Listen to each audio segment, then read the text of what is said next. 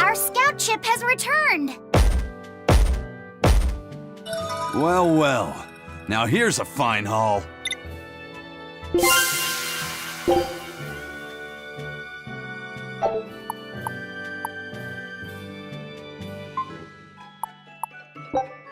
Scout...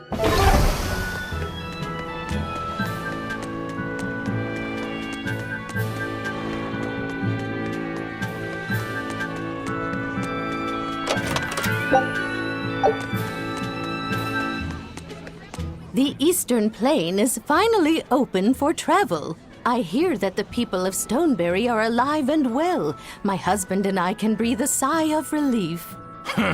I wasn't worried about him at all. He talks tough, but he was really worried.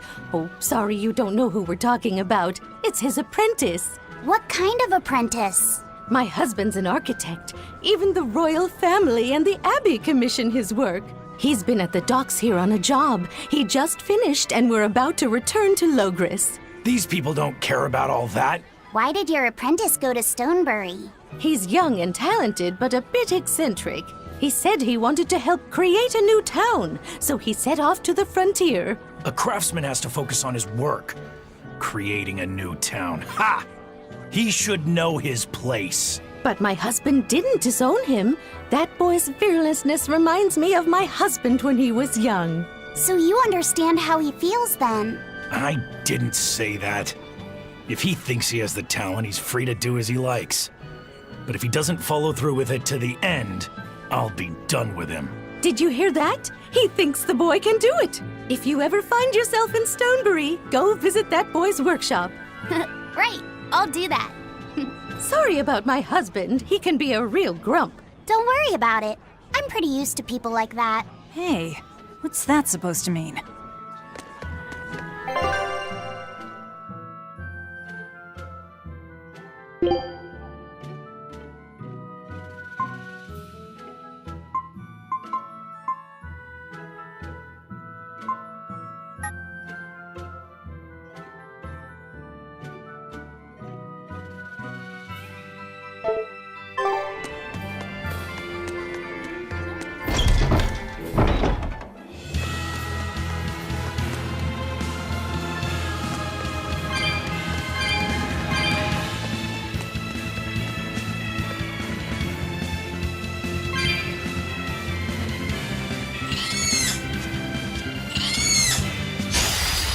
Always ready to fight.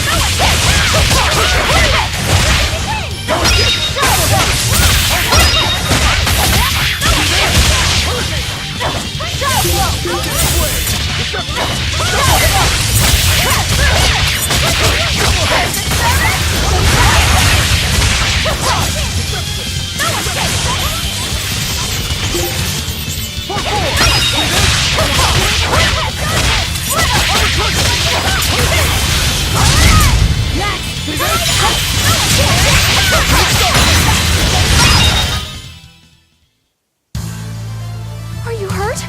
Can you stand? Yeah.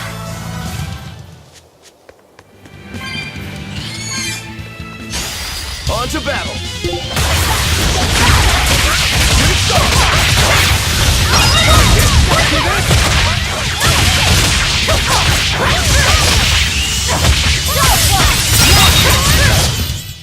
I can't even call that a fight.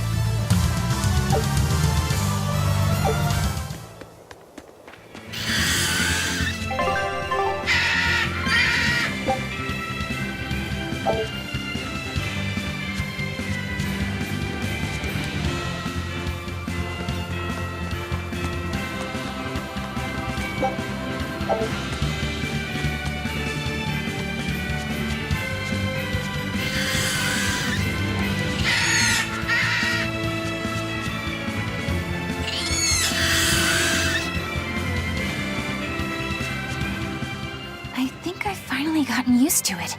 Used to what? Your powers. I think I finally got a handle on them in a way that feels right. That's good. Hopefully you won't faint anymore. Yeah, and I'll keep learning too. I hope we can make this work out. Yeah, definitely. Fingers crossed. What's wrong? Nothing. Hey! When you and Eleanor made your pact together, she gave you a true name, right? Was it a good one? True name? What's that? It's a special name in the ancient tongue given to a Moloch as a necessary step in forming a pact with a human. I gave Bienfu the name Fushi Cass. It means thing. That's pretty messed up. It's just my own little way of showing affection. So what kind of name did you get, Laphicet? What's the matter? She didn't give you a really weird name like Magulu gave Bienfu, did she? If you're not happy with it, I can talk to Eleanor about it later. So go on and tell me. I'm fine with it. And I can't tell you anyway. Well, you don't have to get so worked up about it. A true name is not something a Moloch just casually divulges to others. They carry a special meaning to us. Speaking it to anyone other than our Pact Keeper carries a special meaning. Between comrades, it means we trust them with our lives. In other cases, it's Practically a confession of love! You could have said something sooner, you know. Laphicet's at a delicate age. You should be more careful in the future. Oh, really? It's just another way of showing affection.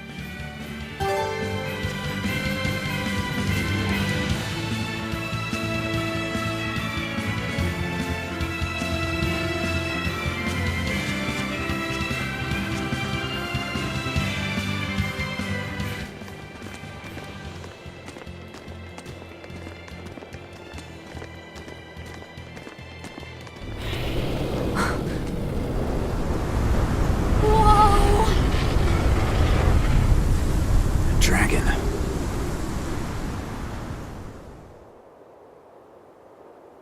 That's gotta be the demon Tabitha wanted us to know about.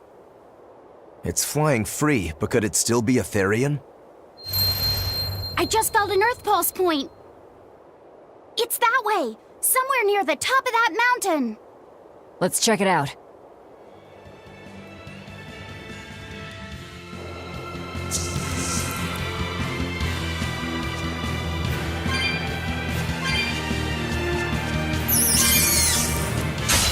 Don't waste my time.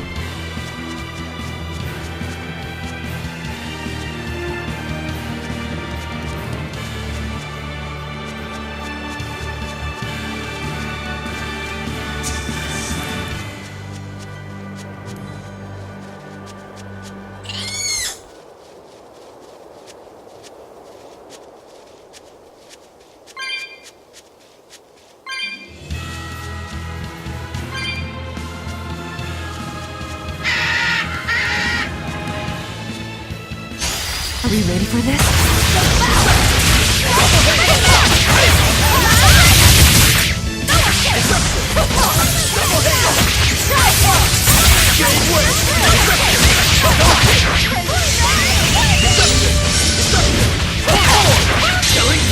But I'm this close. I won't miss. Form zero. I'll stop.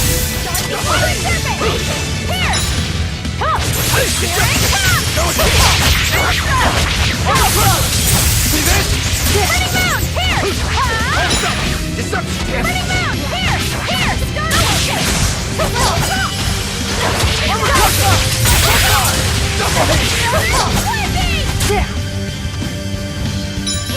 One more. Double haze. Armor crusher. Armor crusher. Armor crusher. Here's Haze! You broke me! Here's your justice! Fight in order! No escape!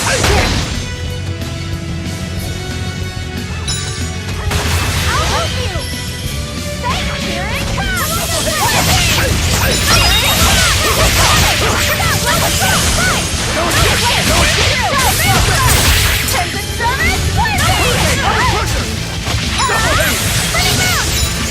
Double haze. Good start. Double haze. All stuck. See this? I refuse to fall here!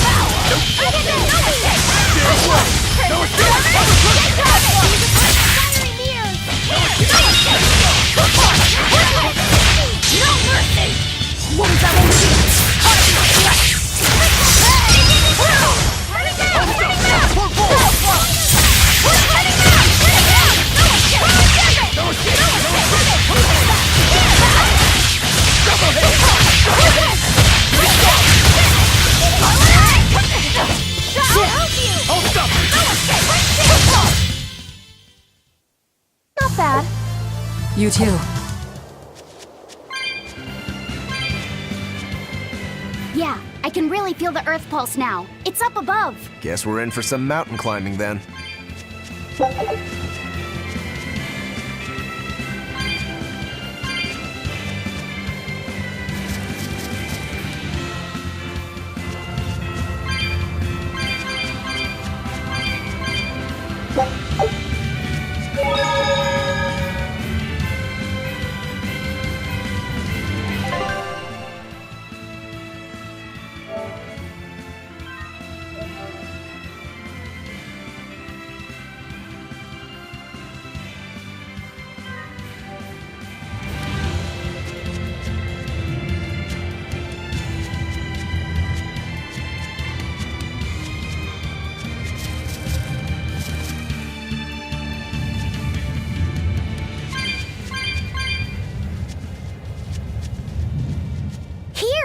This is the Earth Pulse point I've been feeling.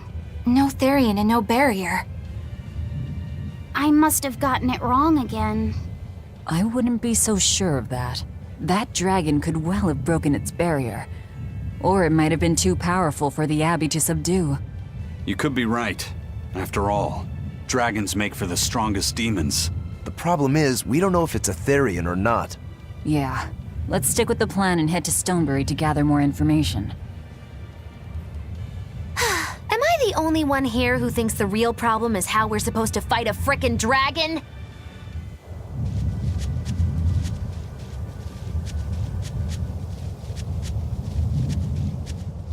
I can't wait to take a good look around. Whoa, now that's what I call a view. I agree that it's beautiful, but don't leap about so much. You'll fall. I can sense many Earth pulses under this place. I figured you'd notice that.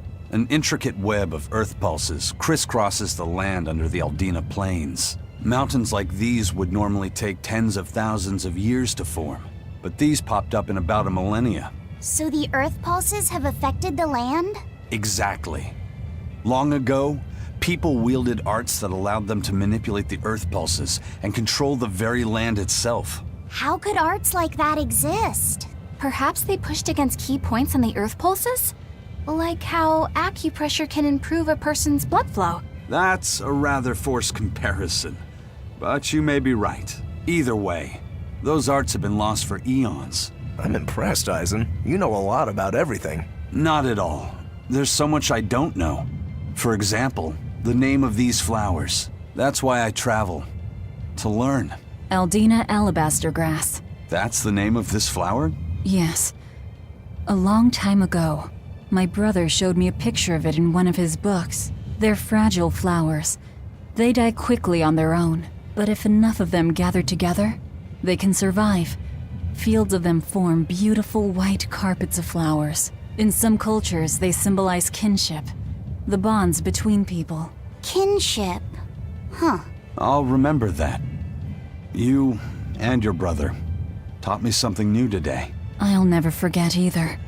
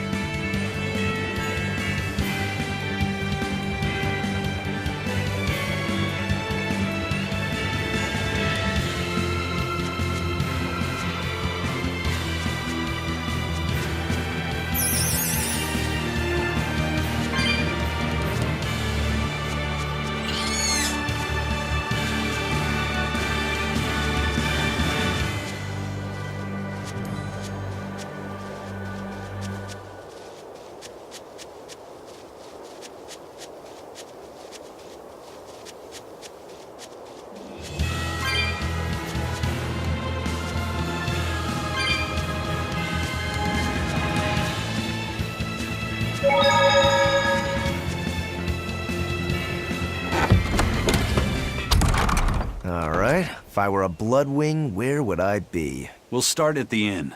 It only makes sense.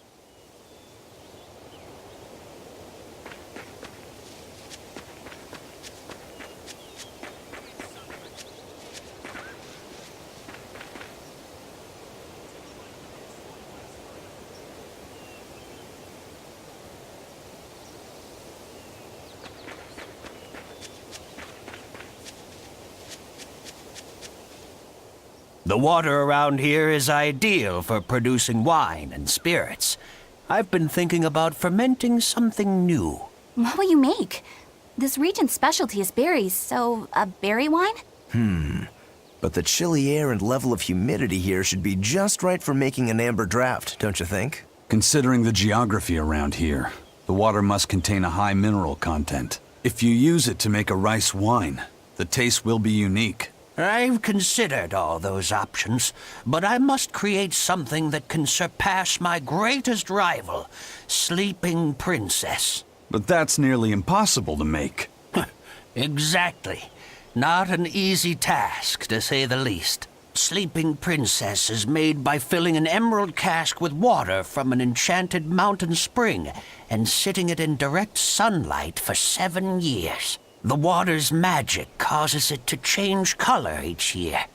When it reaches the same deep green hue of the cask, it's ready. Solar fermenting, huh? It won't be easy to surpass a marvel of the winemaking world like Sleeping Princess. True, but I've finally found it. The ultimate stone. A gemstone? Will you make a cask from it? That would just make it an imitation. No. What I found can only be called a natural rock filter. You're filtering wine with a rock? Deep in the heart of these mountains, I found a stone that absorbs liquids. I tried using it to filter a berry wine. The taste of it was unbelievably crisp and bright. It preserved the luscious richness of the berries while adding a clarity that left me breathless. I call it Pure Land wine. There is no better. May I have a taste? My apologies, but it took me 10 years to make a single thimbleful. I drank that thimbleful for my tasting.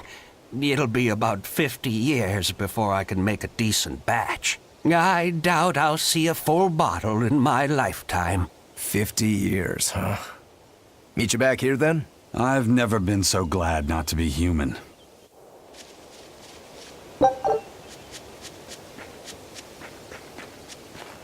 Raspberries, strawberries, blueberries, they all grow in abundance around Stonebury. We even have a fairy tale about it. One day the ground was covered with so many fallen berries, they all became stones. Stoneberries. Is that how the town got its name? The spelling has changed some, but yes, berries are an important part of this village.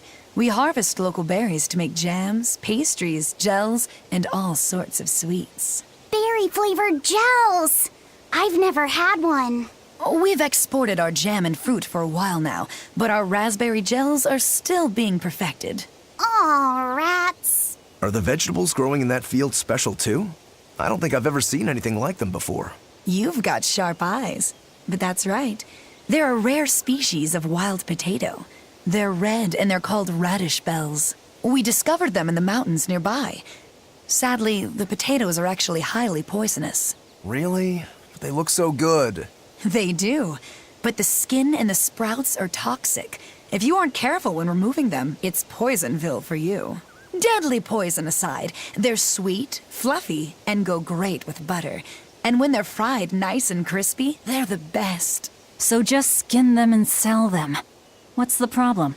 Yes, we've thought of that, but the way they are now, you have to peel off quite a bit before you get to the edible part. Peel one as big as your fist, and all you get for your trouble is a bit of meat the size of an egg yolk. That's why we're selectively breeding them. One day, they'll have only a thin layer of poisonous skin. Why not breed them to get rid of the poison altogether? With no poison, bugs will eat them, and they'll be more vulnerable to cold and heat. With potatoes, as with people, getting rid of everything harmful isn't always for the best.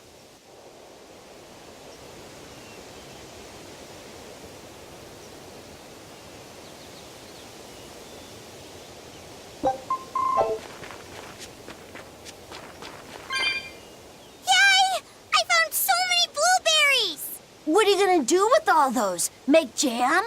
I'm going to feed them to my chickens. That way they'll lay eggs with purple yolks. What? You know that won't work, right? It sure will. The color of yolks change depending on what a hen eats. My grandma taught me that. Actually, we always feed our chickens corn.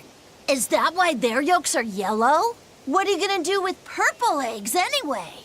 Tourists are coming from the capital again, right?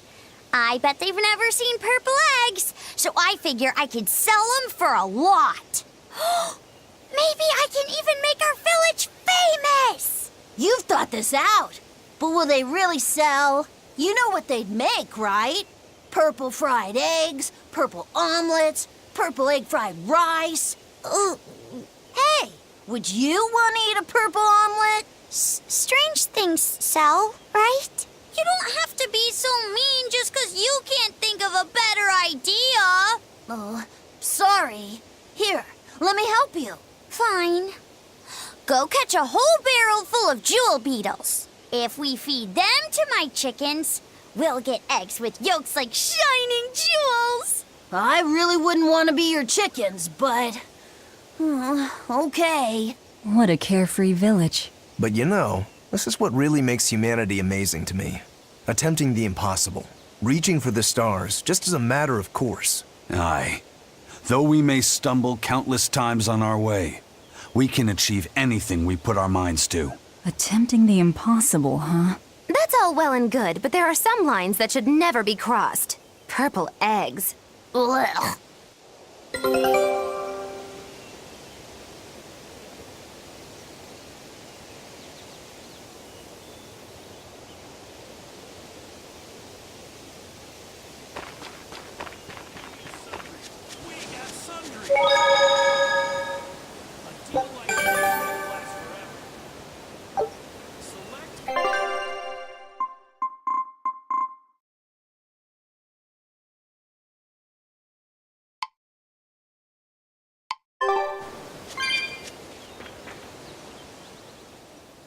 Stonebury hasn't had much luck growing just yet, but this pioneer town has a lot of potential.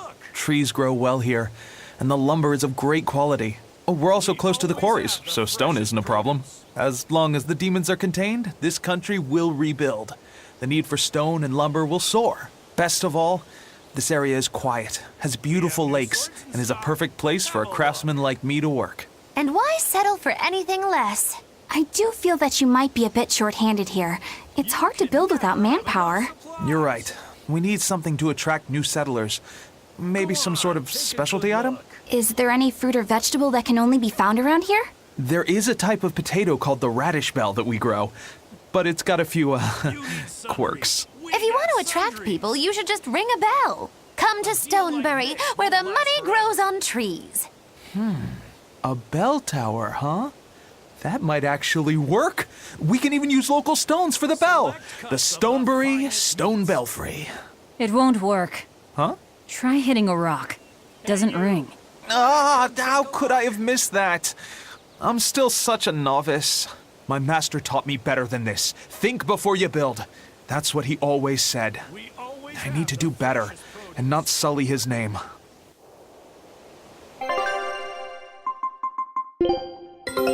Our scout ship has returned!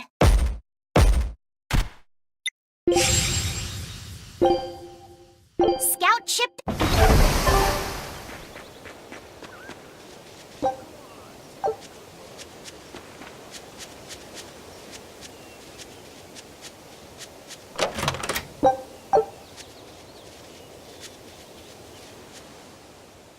I was on my way home from a trip to Logres, crossing the Aldina Plains, when I saw it. Rain was pouring as if from buckets, and the wind was so strong I could hardly stay on my feet. From the vast darkness of the sky, a monster of tremendous size descended, like the essence of the storm itself. A huge flying demon? At that moment, a group of exorcists leapt out from their hiding spots and began to battle the demon beast. But it met their swords with its fearsome horns, and a swipe of its tail threw the noble exorcist's back. Horns? And a tail? Where did the demon go? I couldn't tell you. I was so frightened, I ran away and never looked back. I hope the Abbey can get rid of it, but the beast took out 3 exorcists with a single blow. Come to think of it, another person was there too. He faced the demon and told it to stop. Zavid. If you're going to the Aldina Plains, you'd better be careful.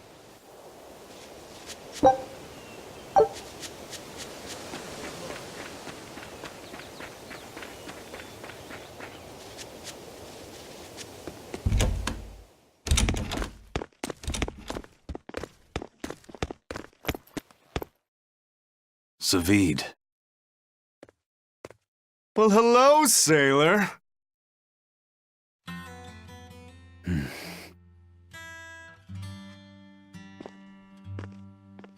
Are you waiting for someone? Nope. Just saying a prayer for someone. Someone? Let's go. Clearly there aren't any bloodwings here. You're just going to leave? I'm right here. Everybody has times they need to be alone.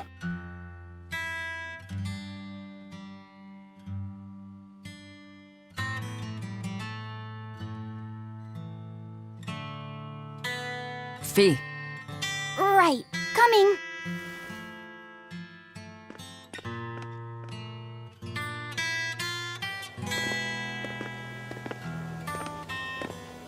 What do you think he was praying about? Well, for one thing, he was drinking a bottle of Thorny Forest. Oh my. The drink you share with your special someone when you're going to be married for life! How romantic! But getting your hands on that stuff is no small feat. I can only hope I'll get a chance to taste it someday. That must have had an important meaning for Savid. That's why you left him alone. Don't read too much into it. You're Velvet, right? Huh, you must be the one who's seen the demon we're after. We saw a big snake-looking dragon fly over on the way here. Is that what you saw too? Yes, that's the one. It nests at the top of the mountain in Aldina Plains. We went to look ourselves. No dragon. It only returns to its nest on rainy days. Rainy days, you say?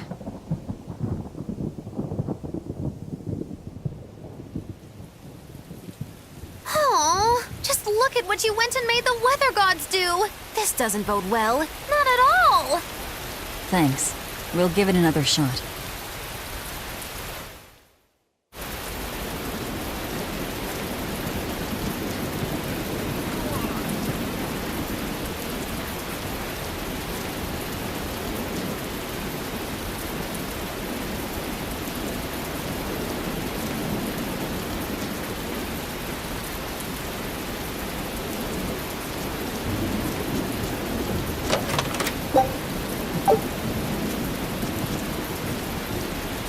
Finest meats.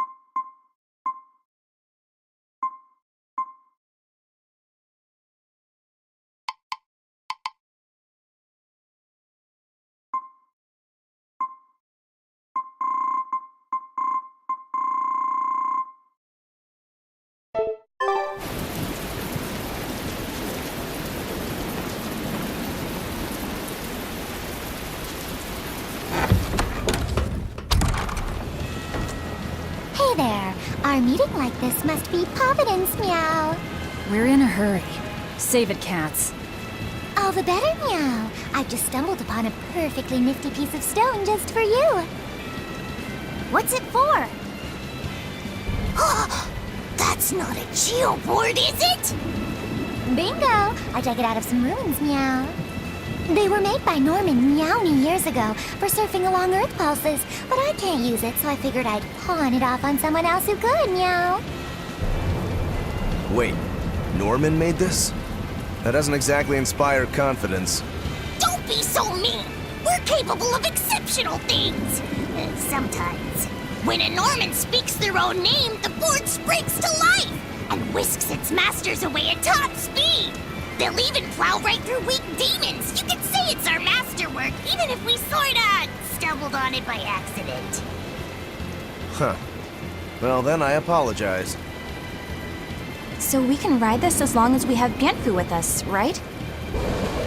Well, kind of. Do you have to use your true name to activate it? Not my true name, no. My Norman name. Wouldn't that just be Bienfu? No. Norman have a separate name that goes something like Norman so-and-so. It's almost more a title than a name. Often the name has something to do with what they're good at. Something like attack, or chain, or aqua. Right. You could say names like Bienfu and Grimoire are more like stage names. I actually don't know Bienfu's Norman name, but I can't wait to find out. What is your name, Bienfu? Come on, out with it. We're in a hurry. Norman Brave. Whoa, look at that! Wait, Bienfu. Your Norman name is Brave? That is so deliciously absurd! Why do you think I've never told you before, Bien? At least the board works, meow. And if we get on this board, it'll move us around? Well, about that. The board propels itself by pushing against Earth pulse flows. To do that, the board needs information on the flows. But this one here's a completely blank slate, meow. First, you need to find the geotrees in each area. They serve as a conduit between the surface land and the Earth pulses, meow. Once you've actually located a geotree, you can record that area's Earth pulse data into your geoboard, meow. Got it. This area's geotree is right over there, meow. All right then. So long as we find more geotrees, we'll be able to use the geoboard to travel much more quickly.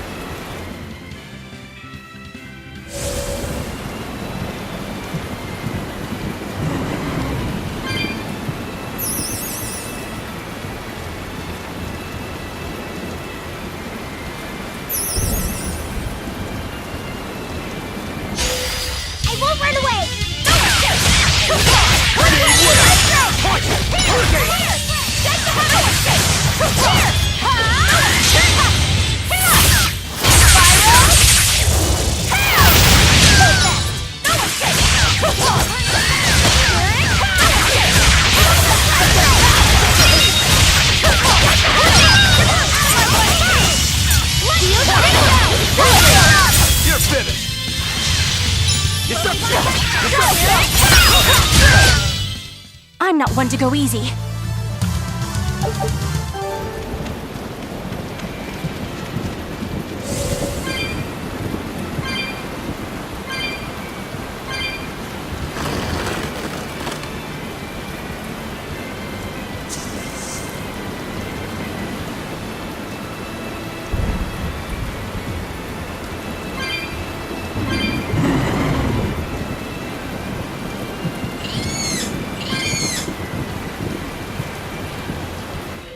Well,